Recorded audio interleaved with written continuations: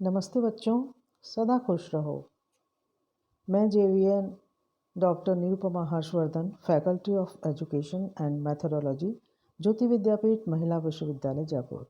आज हम BA BEd second semester के मध्यकालीन काव्य के अंतर्गत रीतिकाल की प्रवृत्तियों के बारे में पढ़ेंगे। पिछले वीडियो में हमने जाना था कि रीतिकाल का समय सीमा और इसके नामकरण के बारे में, और मैंने रीतिकाल की दो प्रवृत्तियों के बारे में भी आप लोगों को बताया था। मैंने आपको बताया था कि रीतिकाल को उत्तर मध्यकाल भी कहते हैं, जिसका कालखंड संवत 1700 से 1900 तक का माना जाता है। काव्य में रीति की प्रधानता के कारण ही इस काल का नामकरण रीतिकाल किया गया है। रीतिकाल की कवियों की दो प्रवृत्तियों के बारे में मैं आपको पहले ही बता चुकी हूँ। आज हम अन्य प्रवृत्तियों के बारे में जानेंगे कि रीतिकालीन कवियों की क्या क्या विशेषताएं हैं। तीसरी इनकी विशेषता है अलंकारिता। रीतिकालीन काव्य में अलंकरण की प्रधानता है। ये जो कवि हैं वो कविता को सजाने का बेहद प्रयास करते हैं। कोई ऐसा अलंकार नहीं है जो इनके कविता में देखने को ना मिलता हो। ये कवि अपने कर्म को यही समझते थे कि इस कविता में इतना अधिक अलंकरण होना चाहिए, उसमें इतना अधिक अलंकारिकता होनी चाहिए कि वो बहुत ही सुंदर रूप में दिखे और सज जाए। तो कुल मिला के इनको कविता को अलंकारों से सजाने की होड़ लगी रहती थी। और केशव तो जो कवि हैं, केशव आचार्य कवि, वो तो अलंकार विहीन कविता को सुंदर मानते ही नहीं हैं। भले ही वह अन्य कितने ही गुणों से युक्त हो, कविता में कितने ही गुण हों, लेकिन अगर उसमें अलंकार नहीं तो वो कविता नहीं। इसलिए हम देखते हैं कि इनके कवियों के काव्य में, कविताओं में अर्थ अलंकार, शब्द अलंकार, सभी तरह के अलंकार इनमें दिखाई देते हैं और उससे अलंकारों से सजी हुई ये कविता दिखाई देती है। बिहारी का अगर बात करते हैं तो बिहारी की तो कविताओं में अलंकार इतने भरमार हैं, भरे पड़े हैं कि उससे कविता वाकई बहुत खूबसूरत बनी हुई है। इनकी जो भी इन्होंने काव्य रचा है, उनकी एक छोटा सा उदाहरण उत्प्रेक्षा अलंकार का की छटा आप इसमें देखिए कि जैसे वो कहते हैं, सोहत ओढ़े पीत पट श्याम सलोने गात, मनो नीलमणि सैल पर आतप पर्यो प्रभात।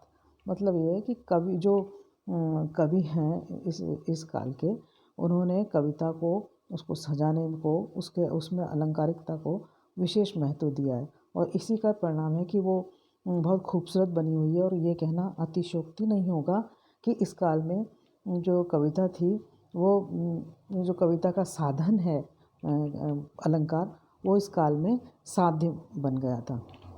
तो इस प्रकार हमने देखा कि कविता में जो अलंकार हैं उनसे उनकी भरमार है और उसको सजाने में, कविता सुंदरी को सजाने में उन्होंने विशेष अपना इच्छा दिखाई है, विशेष उन्होंने प्रयास किए हैं। और वो ये जो कवि थे वो विशेष रूप से, मतलब सप्रयास ये उनको अलंकार से सजाने की चेष्टा करते थे कविता को। अगली इनकी प्रवृत्ति है रीतिकालीन कवियों की आश्रयदाताओं की प्रशंसा। जैसा कि मैं आपको पहले भी बता चुकी हूँ कि जितने भी कवि थे, अधिकतर कवि रीतिकाल के वो दरबारी कवि थे, दरबार में रहा करते थे और राजाओं के आश्रम में रहते थे। तो जो भी कवि हैं उनके आश्रम में रहते थे, राज दरबार में रहते थे, तो उनकी प्रशंसा करना उनका एक तरह से धर्म हो जाता था। और वो चाहे वो अपने इच्छा से ना करते हों, लेकिन उनको ये ऐसा करना ही पड़ता था क्योंकि वो उनका एक तरह से फ़र्ज़ हो जाता था। तो हम देखते हैं कि इस काल के जो बहुत प्रसिद्ध कवि हैं, बिहारी, देव, भूषण, सूदन, केशव, मतीराम आदि बहुत जो प्रसिद्ध कवि हैं, वो सब राज दरबारों में रहते थे और उसके कारण ही उनके अंदर वो काव्य रचने की वो ये आ गई थी बात कि काव्य रचते समय वो अपने आश्रयदाता की प्रशंसा ज़रूर करते थे। अब जैसे कि देव ने, जो अब इनके ये प्रसिद्ध कवि हैं इस काल के, देव ने अपने आश्रयदाता भवानी सिंह की प्रशंसा में भवानी विलास लिखा। तो सूदन जो थे भरतपुर के राजा सुजान सिंह की प्रशंसा में सुजान चरित की उन्होंने रचना की। और भूषण, जो आप सब जानते हैं कि भूषण एक प्रसिद्ध वीरस के कवि हैं। इन्होंने शिवाजी की प्रशंसा में शिवा बावनी एवं छत्रसाल बुलंदेला की प्रशंसा में छत्रसाल दशक की रचना की।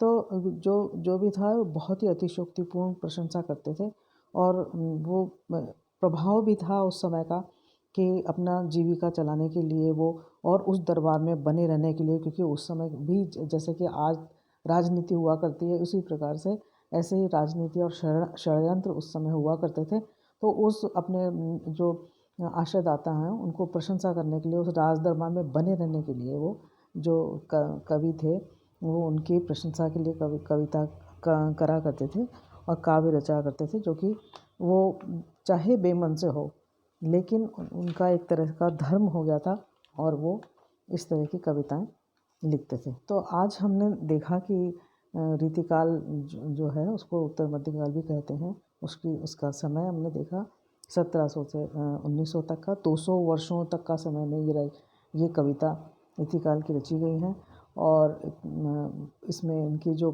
नामकरण हुआ है उसके आधार पे हुआ। रीति की प्रधानता थी, रीतिकाल इसका नामकरण हुआ और इसके जो रीतिकाल के जो कवि हैं उनकी हमने दो पहले विशेषताएं जानी थी। आज हमने उनकी अलंकारिकता और आशयदाताओं की प्रशंसा के बारे में जाना। दो विशेषताएं जानी। अब अगली अन्य जो विशेषताएं हम अगले वीडियो में जानेंगे। और ये जो सेशन है ज्योति विद्यापीठ महिला विश्वविद्यालय के डिजिटल वर्जन 2.0 से किया गया है और मुझे उम्मीद है कि आपको रीतिकाल की प्रवृत्तियाँ समझ में आई होंगी। यदि आपको कोई इससे संबंधित कोई भी समस्या है तो आप मुझे कमेंट बॉक्स में कमेंट कर सकते हैं। मैं आपकी समस्या को सुलझाऊंगी और उसको दूर करूंगी।